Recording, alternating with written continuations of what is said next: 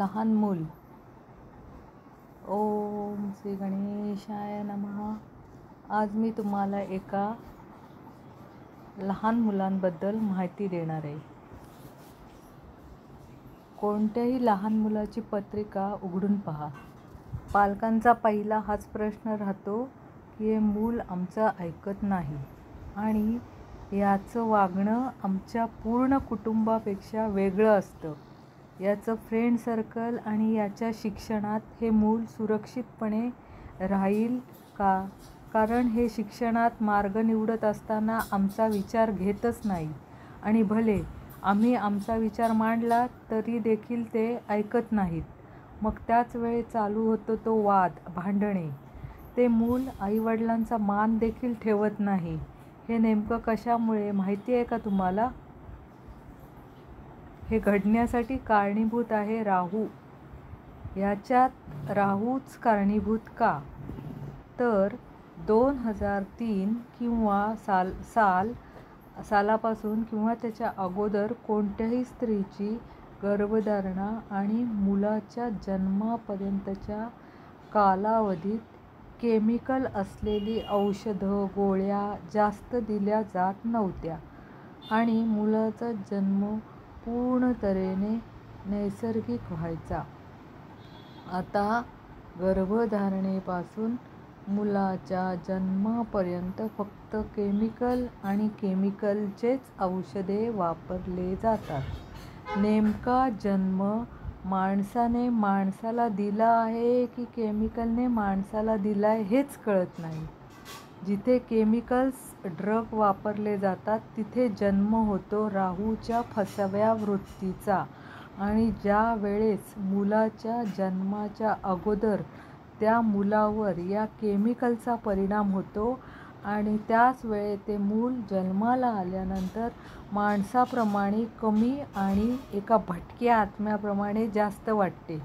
ज्या स्त्रियांना नैसर्गिकरित्या मूल होते त्या स्त्रियांना विचारून पहा की त्यांचे मूल वागण्यात, राहण्यात आणि बोलण्यात, विचारात कसे आहेत.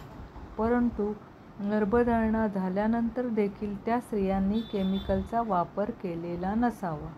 ज्या वेळेस एखाद्या गर्भाला केमिकलचा वापर करून जन्माला आणले जाते त्यावेळेस छायारूपी असणारा राहू त्याच्या शरीरात एका अतृप्त आत्म्याप्रमाणे अतृप्त अशी शक्ती प्रदान करतो, ज्यामुळे ते मूल हट्टी, स्वावलंबी, दुष्ट आणि मातापित्यांचा अनादर करणारे राहते.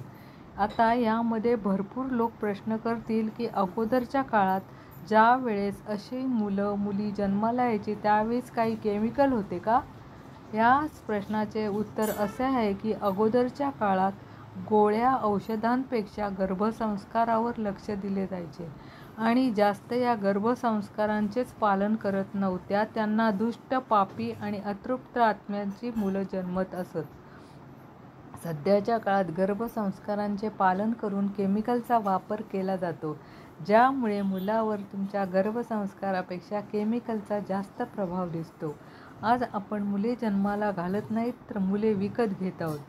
त्याच्या जन्माच्या अगोदरच भरपूर खर्च करून जन्मानंतरसुद्धा भरपूर खर्च करत आहोत. मग आपण माणसापासून माणूस बनवत आहोत की केमिकलपासून माणूस? आणि हाच राहूचा प्रभाव 2004 नंतर जन्मणाऱ्या प्रत्येक मुलावर जास्तीत जास्त पडू लागला आणि याच प्रभावामुळे धर्मभ्रष्ट होणारी मुले जास्त दिसू लागली. आज मुलांना देव आवडत नाही. आज भरपूर मुले स्वतःच्या चुकीनेच चुकीचे निर्णय घेतात, कारण त्यांना राहू फसवल्याशिवाय राहतच नाही. शेवटी विचारसुद्धा महत्त्वाचा आहे. आपण विचार कोणत्या गोष्टीसाठी कसा करत आहोत हे सुद्धा आपल्या जीवनावर प्रभाव टाकत असते. परंतु आपण कोणत्या विचारावर कितपत अवलंबून राहावे किंवा कोणता विचार आपण ऐकून घ्यावा आणि कोणता विचार आपण ऐकू नये हे सुद्धा महत्त्वाचे आहे ना? मग राहूचा प्रभाव असणारी ही मुले स्वतःच्या मनाला, स्वतःच्या बुद्धीचा वापर का करत नाहीत? लोक जे सांगतात चुकीचं तेच ऐकून ह्यांना भाग का पाडते? चुकीच्या गोष्टी ह्यांना पटकन जमतात आणि चांगल्या गोष्टी ह्यांना जमत नाहीत. हे कशामुळे? यात मुख्य म्हणजे पृथ्वीवर वाढणारा राहूचा प्रभाव आणि मूल जन्म घेण्या अगोदरच त्याच्यावर पडणारा राहूचा प्रभाव ही सृष्टी मिळताना दिसत आहे. लवकर पुढील काही दृश्य आपल्यासमोर येतील. राहूमुळे कोणकोणत्या गोष्टी घडतात हे सुद्धा आपल्यासमोर लवकरच येईल. प्रतीक्षा फक्त पाहण्याची आहे. मुलावर जन्माच्या अगोदर ड्रग्ज, केमिकल आणि शस्त्रक्रियेचा वापर केल्यामुळे राहूचा प्रभाव जास्त जाणवतो. हे काही गेल्या दिवसांपूर्वी केलेल्या अभ्यासात आढळलेले आहे आणि याच्यामुळे सर्वांनी ड्रग्ज, केमिकल, औषधं यांच्यापासून जास्तीत जास्त दूर होऊन नैसर्गिक गोष्टींचा वापर करावा. धन्यवाद. शुभम भवतु.